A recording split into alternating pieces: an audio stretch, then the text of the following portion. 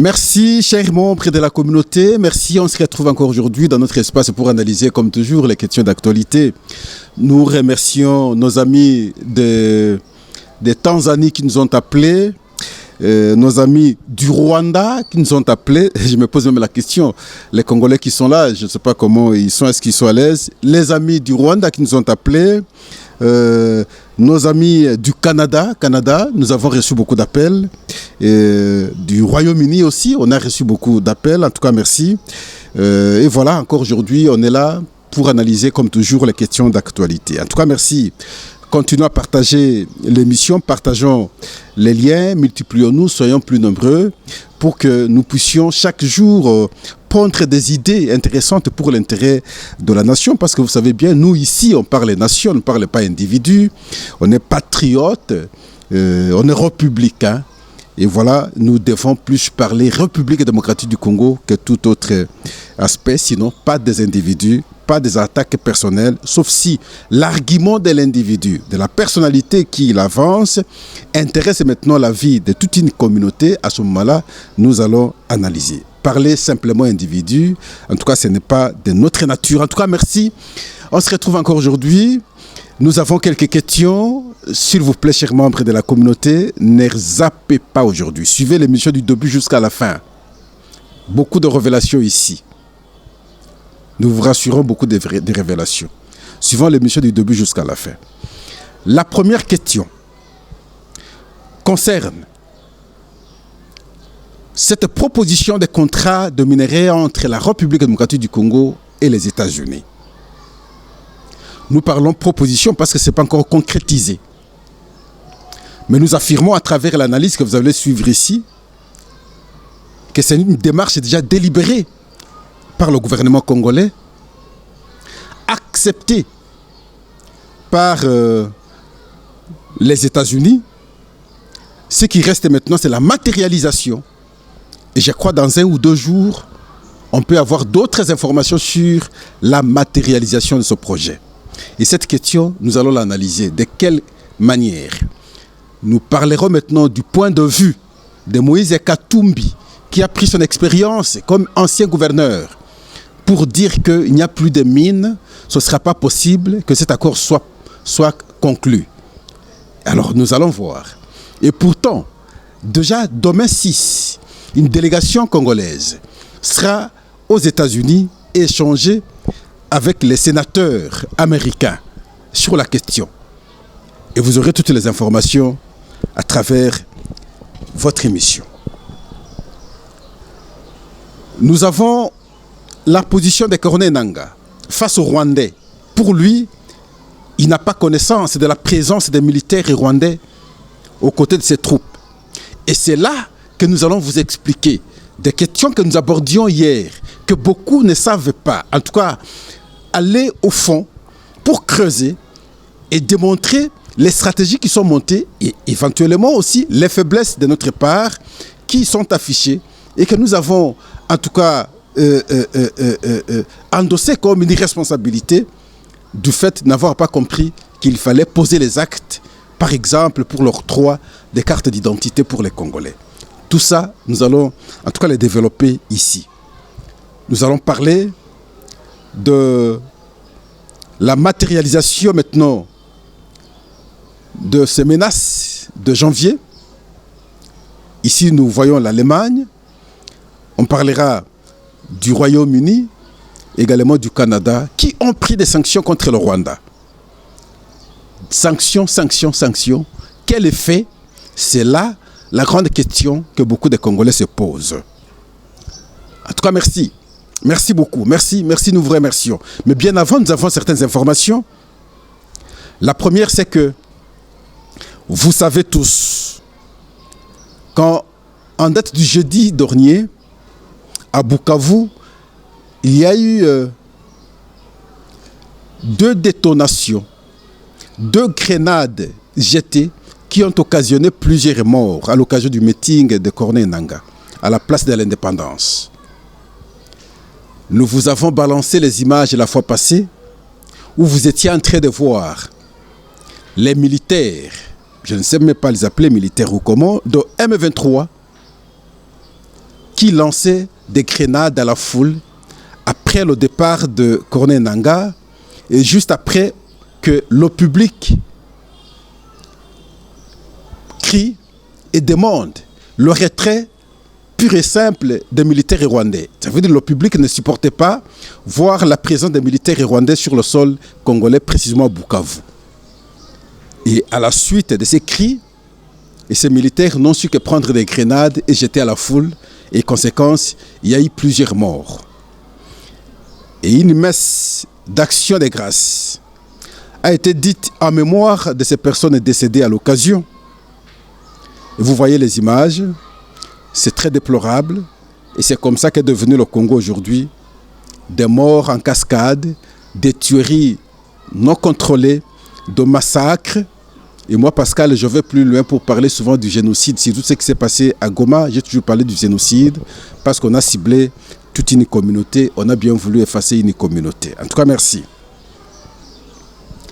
La deuxième information, c'est les affrontements qui sont signalés depuis hier alors vers Mwenga et notre territoire du Nord Kivu, je pense, hein, entre le M23 et les Wazalendo. Mais nous faisons le constat qu'on parle plus de Wazalendo que de nos militaires FARDC. Bon, je ne sais pas, plus sur Wazalendo. Et pourtant, qui sont appelés à défendre maintenant l'intégrité territoriale de notre pays, au premier plan? C'est les FARDC. C'est vrai que nous connaissons beaucoup de trahisons par les commandants qui sont envoyés à pouvoir amener les opérations, ça c'est évident, mais ce n'est pas pour autant que nous devons maintenant laisser la première position aux Wazalendo qui ne sont que des civils, des citoyens engagés à pouvoir défendre en tout cas leur pays. Et là, nous les encourageons, nous allons continuer à les encourager, mais nous ne pouvons pas aussi encourager les FARDC à laisser à chaque fois la première position aux Wazalendo. Je crois que les FARDC doivent se réorganiser très normalement, très vite, pour que on récupère les villes, les villages jusqu'ici occupés par le M23 et le Rwanda ici. La troisième information, c'est 55 éléments militaires qui ont fui devant l'ennemi ont été condamnés, jugés et condamnés à la peine capitale. Il est inadmissible que ce genre de comportement soit constaté auprès de nos militaires. Oui, les militaires de rang peuvent être condamnés, oui, mais je pense que c'est plus les commandants qui méritent cette condamnation.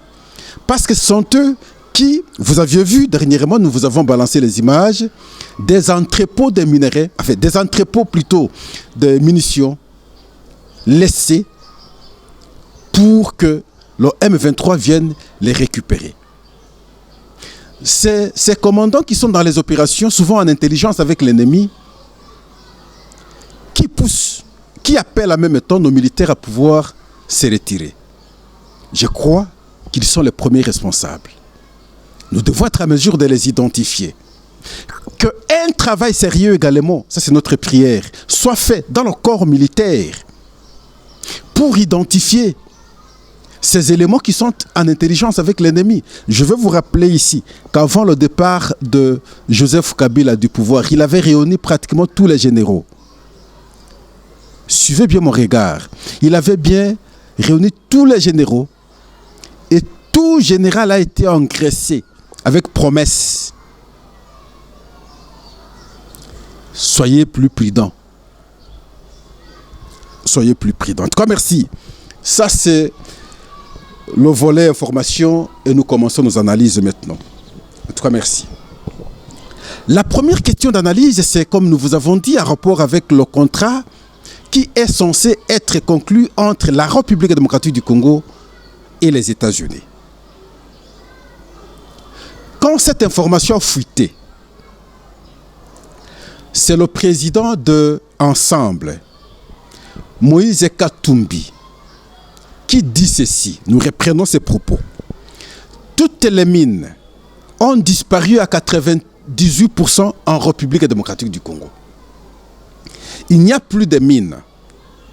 Ce projet du président, où il dit avoir offert ou promis l'exploitation minière aux Américains, n'existe pas. C'est un rêve, un pire rêve. Et là, il brandit son expérience de gouverneur. Ah, mais je crois qu'il n'a pas été gouverneur de la République. Il a été gouverneur du Katanga. Voyez-vous, il y a nuance. Même alors, M. Katumbi, si c'est cela, mais pourquoi on parle de mines de ceci, mines cela? Pourquoi on parle des contrats entre l'Union européenne et le Rwanda sur les minerais? Si les mines n'existaient plus, pourquoi on parle qu'on a découvert tel minerai en République démocratique du Congo, ainsi de suite, si les mines n'existaient pas? Non, je pense que c'est impertinent, cette façon d'aligner comme argument. Ce n'est pas vrai. Et donc, nous pensons qu'il y a des mines. Question que nous fassions, question plutôt qu'on fasse plutôt bouger notre génie congolais pour que on monte de stratégie en termes de contrats à conclure avec qui pour l'intérêt du pays. Dans le cas d'espèce ici, la sécurité des Congolais reste une priorité des priorités. La priorité des priorités à ce jour, c'est la sécurité des Congolais. Je pense que, bien qu'on soit du côté de l'opposition, mais on peut apporter des avis plus favorables pour qu'on trouve une solution à cette question qui ne fait que nous endeuiller pratiquement chaque jour à travers les multiples assassinats, à travers les multiples massacres, à travers les multiples tueries. Et voilà que les États-Unis, à ce jour, invitent quelques personnalités congolaises pour une discussion sur l'agression rwandaise. À l'occasion, ça c'est une contradiction totale à ce que Moïse Katumbi a dit, à l'occasion, une réunion aura lieu le 6 mars 2025. Je pense que c'est déjà demain le 6. À 9h, on fixe même l'heure, à Raubon House Office. Là, nous sommes aux États-Unis. Le président Brian Mast, président de la Commission des Affaires étrangères de la Chambre de représentants, a invité tous les membres de la Chambre de représentants à une réunion avec une délégation de haut niveau du gouvernement congolais composée de 1. Thérèse Wagner, ministre des Affaires étrangères de la République démocratique du Congo. Kizito Pakabomba, ministre des Mines de la République démocratique du Congo. Julien Paluku, ministre des Commerces extérieurs de la République démocratique du Congo. Et Béran Kolongele, conseiller spécial en matière de sécurité du chef de l'État. Les quelques noms que moi j'ai, qui vont participer à cette réunion prévue pour le 6 mars 2025. Le 6 mars tombe demain et l'heure c'est à 9h. Ils vont parler non seulement de la situation de l'agression rwandaise. Ils auront la version cette fois-là de la République démocratique du Congo. Et d'ailleurs, les États-Unis ont déjà sanctionné James Kabarebe, il ne faut jamais oublier. Mais à l'occasion, ils vont maintenant aborder la question du partenariat, du contrat qu'il faudra signer avec les États-Unis sur les minerais. Je pense que c'est très important pour nous. Question de voir maintenant, parce que s'il faut élargir notre réflexion, le président ukrainien a été trop menti par, sinon induit en erreur, selon notre point de vue, par l'Union européenne. Beaucoup de pays de l'Europe. Parce qu'on pouvait aller autrement dans cette guerre qui l'oppose avec la Russie. Même si, nous devons le dire, nous ne sommes pas, moi parce que je ne suis pas d'accord avec la Russie, dans le sens de vouloir maintenant avoir une partie d'un autre pays. Même si on peut encore aller plus loin pour dire non, l'Ukraine, avant 71, parce que je crois que c'est à la date où l'Ukraine a été indépendante, faisait partie de la Russie. Mais à partir du moment où le pays est devenu indépendant, je crois qu'on ne pouvait plus développer les ambitions d'annexer une autre partie de l'Ukraine en Russie. Mais seulement au-delà de ça, la manière dont cette question a été gérée dès son départ, vous aviez vu visiblement que c'était pour l'intérêt des Européens. Et les Américains en même temps, avec Biden, dans le cadre maintenant de l'OTAN. Mais lorsque Trump vient, tourne le dos directement à l'OTAN et tourne le dos aux Européens. Et aujourd'hui, ils sont les premiers à pleurer. Et le dossier pratiquement est clos. En ce qui concerne la République démocratique du Congo, c'est autant, bien qu'à ce jour, nous avons des condamnations, des sanctions de ces pays qui ont signé les contrats avec le Rwanda sur les minerais de la République démocratique du Congo. Mais je pense qu'on peut trouver autre voie oblique.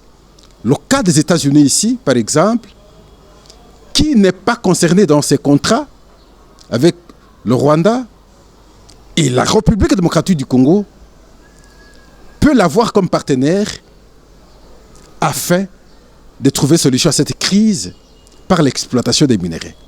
Je pense que c'est intelligent. C'est très intelligent de ma part. Et nous allons voir comment ça va se passer. Question de savoir échanger. Question de savoir vendre notre pays. Question de savoir vendre ce que nous avons comme ressources. Question de savoir défendre les intérêts du pays en même temps. Pour qu'en fait de compte, à travers ce contrat, non seulement que les Congolais puissent bénéficier de la paix, mais aussi se retrouver à travers les minéraux qu'ils regorgent dans le sous-sol de leur pays. En tout cas, merci. Nous allons suivre l'évolution de ces échanges aux États-Unis et on verra ce que ça pourra donner. La deuxième question, c'est l'avis de Corneille Nangaa sur la présence des militaires rwandais sur le sol congolais. Suivons-nous. Prière de nous suivre attentivement, s'il vous plaît. Le point de vue que nous développons ici, souvent, sont contraires à ce que beaucoup le font. Parce que simplement, nous comprenons bien le jeu. Et donc, pour Corneille Nangaa, il lui rejette les accusations selon lesquelles les soldats rwandais combattent aux côtés de ses troupes. Lui dit non, je ne sais rien sur le Rwanda. S'ils disent qu'il y a 4000 hommes combattants rwandais, je ne sais pas, je ne les ai jamais vus. Ça, c'est Corneille Nangaa. Voilà, ça c'est une stratégie qui est en train d'être développée. Nous avons alerté. Et ici nous disons alerte, alerte, alerte s'il vous plaît. Alerte. Pourquoi? Parce qu'il y a deux problématiques développées à travers ce point de vue. La première, il y a la problématique des Tutsis. Sont-ils congolais? Sont-ils rwandais? Au Congo, on a des Tutsis. Et voilà. Pourquoi nous disons problématique des Tutsis? Parce que ces militaires rwandais qui viennent ici ont la morphologie Tutsi. Sont des Tutsis. Ils sont effectivement des Tutsis. Et des Hutus, bien entendu, au moins des Rwandais. Ça veut dire, notre question est comment on saura les différencier des militaires Tutsis, membres de M23, ici, au Congo. Ce qui voudrait dire en d'autres termes, les militaires Tutsis rwandais pourront continuer à combattre mais sous le label des Congolais, parce que nous aurons du mal à les identifier comme Rwandais à partir du moment où nous avons accepté, nous aussi, naïvement, que nous avons des Tutsis et nous parlons la langue Kinyarwanda ici, en République démocratique du Congo. Comment on saura alors différencier que tel est Congolais, tel ne l'est pas, tel est Rwandais, tel ne l'est pas? Premier piège. Deuxième problématique. La langue, comme nous l'avons dit, le Kinyarwanda. Ces militaires qui vont venir, ou sinon qui viennent du Rwanda, sûrement qu'ils ne maîtrisent pas correctement le Swahili, sûrement qu'ils ne parlent même pas le Lingala. Ils vont parler le Kinyarwanda. Et lorsqu'ils vont parler le Kinyarwanda, ils vont vous faire croire qu'ils parlent la langue qui est parlée en RDC. Ils vont vous dire, nous sommes Congolais, nous ne sommes pas Rwandais. Comment nous allons maintenant être à mesure de dire que tel est Rwandais, tel ne l'est pas? Et la troisième problématique, c'est l'identité, la pièce d'identité. Nous n'avons pas une pièce d'identité qui puisse identifier les Congolais. Ça, c'est un grand piège, nous vous avons toujours dit. Comment on saura dire que tel est Congolais, tel ne l'est pas, tel est Rwandais, tel ne l'est pas, à partir du moment où les Congolais n'ont pas de pièce d'identité? Un militaire est tout Rwandais qui vient, il est dans les rangs de M23, il vous dit je suis Congolais. Comment on saura dire qu'il n'est pas Rwandais, il est Congolais? Comment on saura dire qu'il est Congolais, il n'est pas Rwandais? À partir du moment où nous n'avons pas de pièce d'identité. Et voilà pourquoi nous vous avons toujours dit, cette question des cartes d'identité a été un piège contre nous et nous n'avons jamais compris. Et lorsqu'on avait lancé l'opération d'octroi des cartes d'identité, on a combattu cette opération avec raison parce qu'on avait déjà compris que si on permet aux Congolais d'avoir les identités, si on permet aux Congolais d'être à mesure de s'identifier, et donc nous ne saurons pas atteindre notre objectif de venir maintenant se glisser, se confondre avec les Congolais au nom du combat de 23 pour atteindre leur objectif, alors que ils sont véritablement rwandais. Et voilà le piège. Et c'est comme ça que Corneille Nangaa développe cette thèse qui ne connaît pas avoir vu un militaire rwandais dans ses rangs. Mais c'est comme qui dirait, tout ce que l'Allemagne a fait, tout ce que, en termes de sanctions bien entendu, la Grande-Bretagne a fait, la France et les États-Unis, le Canada, non, ils n'ont rien compris. Il n'y a pas de militaires rwandais sur le sol congolais. Même si on n'aime pas son pays, même si on peut, je ne sais pas, est-ce que c'est de cette façon qu'on peut cracher sur la mémoire de tous vos frères et sœurs qui sont tombés dans cette aventure? Une unité spéciale rwandaise est entrée ici et sont encore ici, ont tué les Congolais, et vous êtes Congolais, vous dites non, les Rwandais ne sont pas entrés. Il y a un général rwandais qui mène les opérations dans le sud Kivu, identifié comme tel général au Rwanda, et vous aviez vu, même lors de la... Je ne sais pas si c'est un gouverneur, entre guillemets, du sud Kivu actuellement, c'est celui-là qui va présenter la photo de son général qui mène son combat. Et vous voyez tout ça, et vous dites non, il n'y a pas de militaires rwandais sur le sol congolais. Ce fameux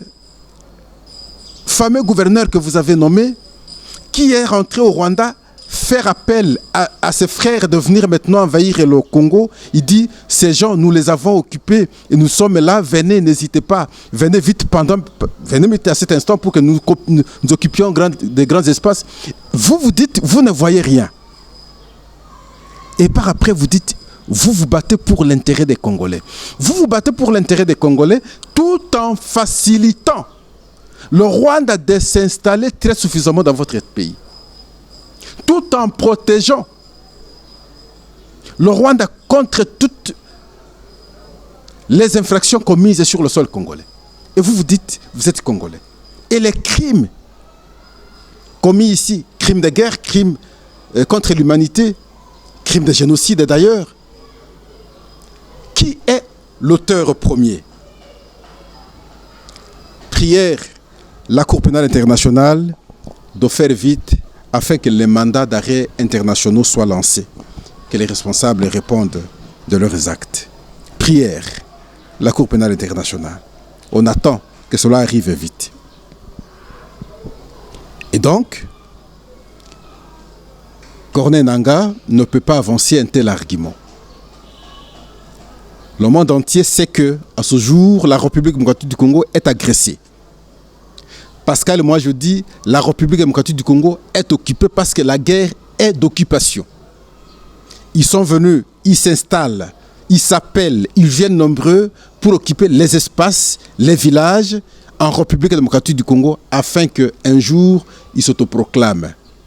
Le plan est celui-ci, et sinon celui-là. Et vous ne pouvez pas, à ce jour, donner l'impression à la face du monde comme si les militaires rwandais ne sont pas sur le sol congolais. Non, s'il vous plaît.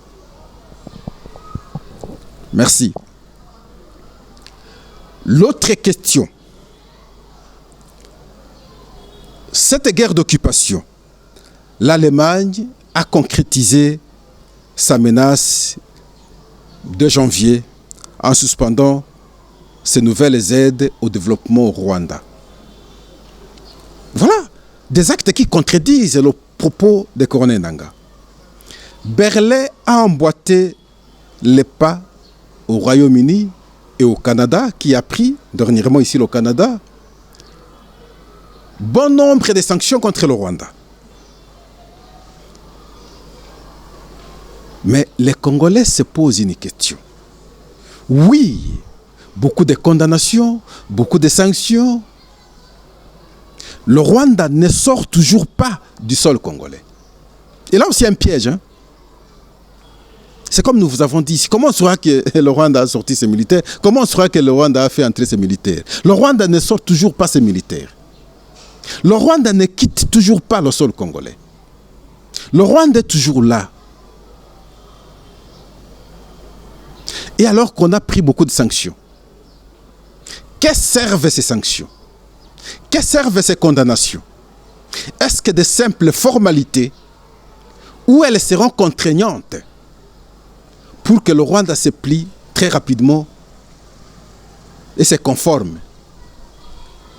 aux décisions de ces différentes instances, que ce soit l'Union européenne, que ce soit le Conseil de sécurité des Nations Unies, que ce soit les États-Unis, que ce soit les différents pays que nous citons ici, l'Allemagne, le Royaume-Uni, le Canada, la France, la Belgique. Pourquoi le Rwanda s'entête de cette façon? Nous vous avons dit dans les numéros passés, cette question pour le Rwanda, c'est une question de vie ou de mort. On ne peut pas se réjouir parce qu'il y a des décisions diplomatiques jusque-là, dans le cadre diplomatique bien entendu, en termes de sanctions, en termes de condamnations. Nous ne pouvons pas nous réjouir. Nous devons plutôt nous réorganiser militairement de manière très suffisante à pouvoir récupérer ces espaces à partir du moment où nous avons ces résolutions, nous avons toutes ces condamnations. Personne ne va nous condamner aujourd'hui quand nous allons maintenant en guerre pour récupérer les parties occupées illégalement, injustement, par le Rwanda qui est déjà condamné du fait d'avoir occupé ces espaces. Alors on ne va pas nous condamner lorsque nous allons en guerre pour récupérer ces espaces. Mais on aurait l'impression comme si nous avons croisé les bras. Nous avons opté une phase d'observance. Pendant que nous observons, eux s'installent. Ils poussent des racines. Ils montent d'autres stratégies. Et ça risque à la longue d'être difficile pour nous. On va le faire quand il fait chaud. Mais le temps qu'on fait passer risque demain d'être à notre défaveur. Pendant que le monde entier, le regard est fixé favorablement vers la République démocratique du Congo, je pense que c'est le temps de saisir l'opportunité. En tout cas, merci. Nous, on s'arrête ici. Au prochain numéro, demain, nous allons vous parler du plan du Rwanda sur l'identification de la partie déjà occupée. Et qui serait en train d'envisager organiser une élection d'autonomie. Attention, l'émission de demain, nous allons revenir sur ça. Ne ratez pas le numéro de demain, s'il vous plaît. En tout cas, merci. Au revoir. Ici, partageons le lien, sont plus nombreux. Pas ailleurs, s'il vous plaît. Pas ailleurs. Au revoir.